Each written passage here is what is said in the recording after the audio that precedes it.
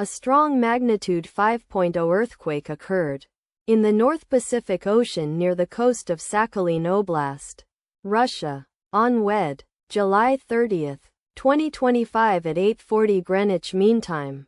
The quake had a shallow depth of 64 kilometers, 40 miles, and was not felt, or at least not reported so.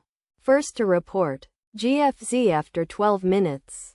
The earthquake occurred 58 minutes after a magnitude 5.6 earthquake had hit on Wednesday, July 30, 2025, at 6:42 p.m. local time.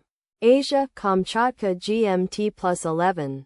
In 91 kilometers, 57 miles, distance to the northeast. Data source from Volcano Discovery.